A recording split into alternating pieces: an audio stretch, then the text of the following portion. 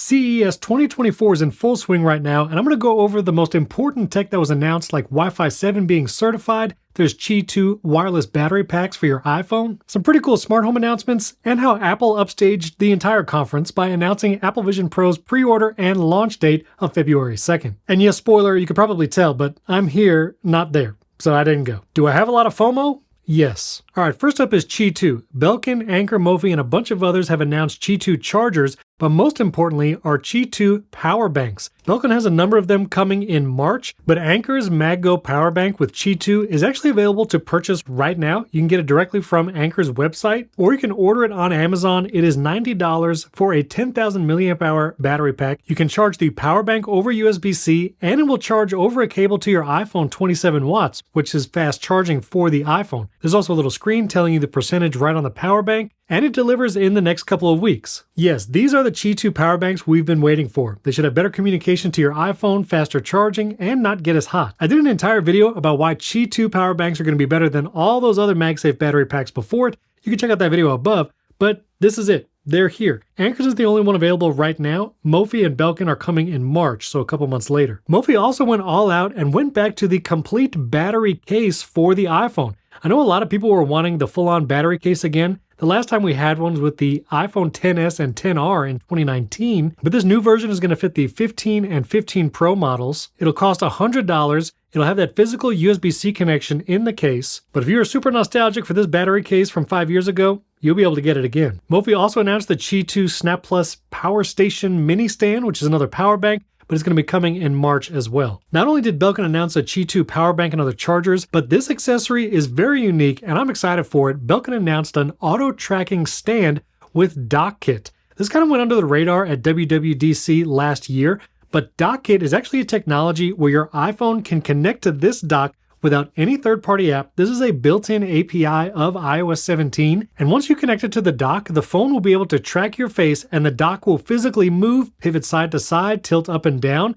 and will track your face wherever it goes. You'll be able to use either the rear camera or the front-facing camera, and the dock itself has a battery, so you'll get up to 5 hours of tracking even if you don't have the dock plugged in. Third-party video calling apps will be able to build in dock kit to their apps directly, and so you won't need any other app, just whatever app you're doing the video call with, put your iPhone on this Belkin dock, and it will track you as you move around. Now, I'll be honest, I actually got an early look at this dock, a live demo, and it is very cool. So subscribe to the channel. I'll be doing a full review once this dock is available. It's $189. You can't order it just yet, but it should be coming later in January. All right, the next big update that actually matters from CES is Wi-Fi 7. I talked about Wi-Fi 7 a couple months ago. I'll link that video above and in the description. But the Wi-Fi Alliance has actually started certifying Wi-Fi 7 devices. The Wi-Fi Alliance told The Verge that Wi-Fi 7 is the first generation built from the ground up for that 6 GHz band. Now, no Apple devices have Wi-Fi 7 just yet, but now that it's certified, we might see it as early as the iPhone 16 or in devices later this year. And speaking of devices you can get right now, Unifi, my network and Wi-Fi access point brand of choice, already has a U7 Pro with Wi-Fi 7 for sale right now. It has that 6 GHz spectrum, should deliver ultra-fast speeds. I love these access points. I have an entire video that goes over my internet setup, and I have 2 of these access points, but the Wi-Fi 6 version. So, Unifi, if you're watching, would love to test some Wi-Fi 7 access points. I'm just saying. When I tested Wi-Fi 7 with the Eero routers and even my Apple devices that only have Wi-Fi 6E, I saw a marked difference in the top speed you can get download and upload over Wi-Fi. So Qi2 battery packs, that's pretty exciting. Wi-Fi 7, and also there's some great smart home announcements, especially from brands like Aqara.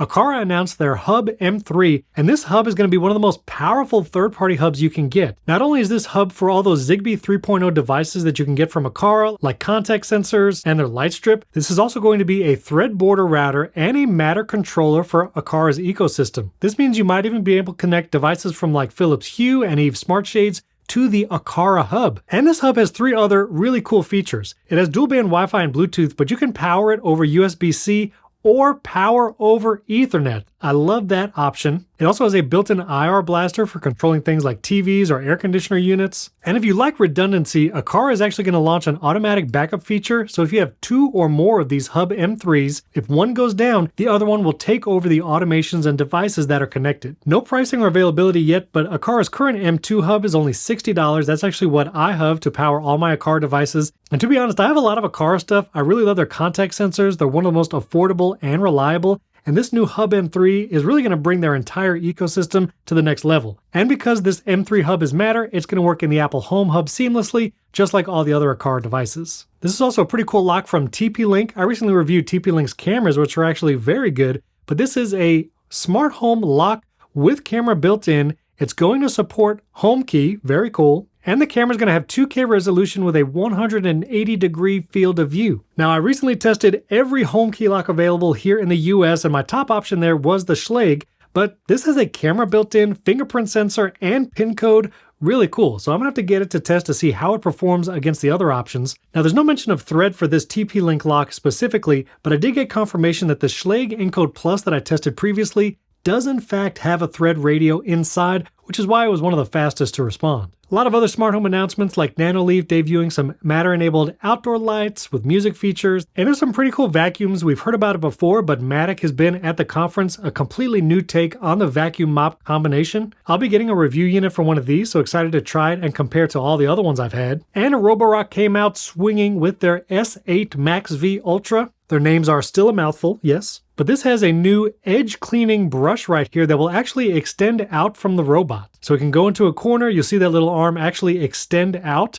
and be able to get all the way in those crevices while it's vacuuming. It also has an edge mopping system, this individual little roller for getting close to the wall. So for an even deeper clean, this looks like a really cool option. It does still have that VibraPad mop, which I prefer the spinning mops from things like my Ecovacs T20 Omni, but this does have the dual roller for the vacuum, the little side brush for the mop, and this extending arm. This thing looks pretty cool. You can't order one yet, but should be coming out soon. And the Dbot actually updated their X2 robot, but this new version of the X2 will actually have Matter built in, and so once it's released, might actually integrate with Apple's Home app directly. It'll be one of the first vacuums to do that, and other vacuums have announced Matter support in the next few months. Also, Xiaomi announced their Horizon Max IMAX projector. This is a 4K projector. It uses a dual source LED light, should be super bright, can project long throw and 4K, and it's even IMAX certified. I don't use projectors often, but when I do, I'd like it to be this one. And just to show some wild things at CES, yeah, LG made a transparent television. For what? I don't know. And finally, we have to talk about how Apple totally overshadowed the entire conference for a day when it launched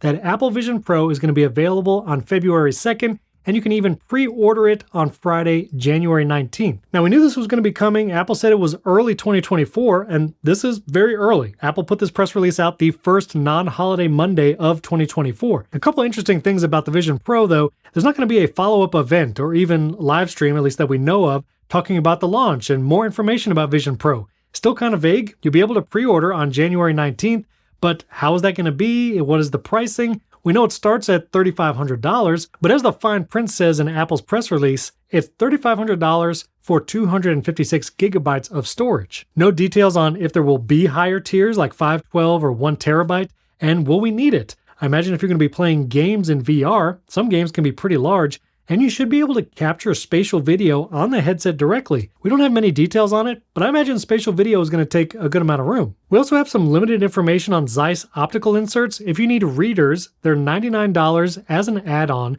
and you can even do prescriptions for $150. These optical inserts will be magnetic, and if you get them with your Apple Vision Pro, you will be able to remove them so someone else who doesn't need the inserts can still use the headset. But there's no other details on what that process is going to be like, what kind of prescriptions you can actually submit to Apple.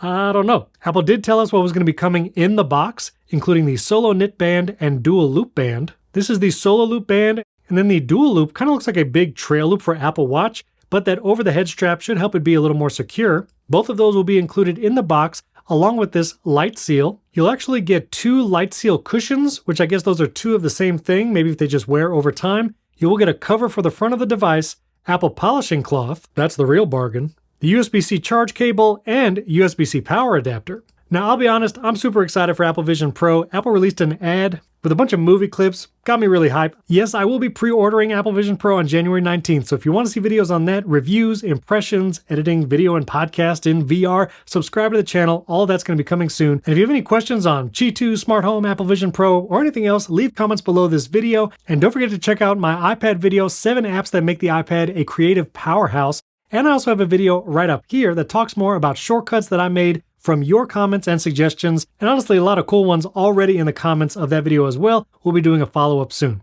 As always, thanks for watching. I'll catch you next time.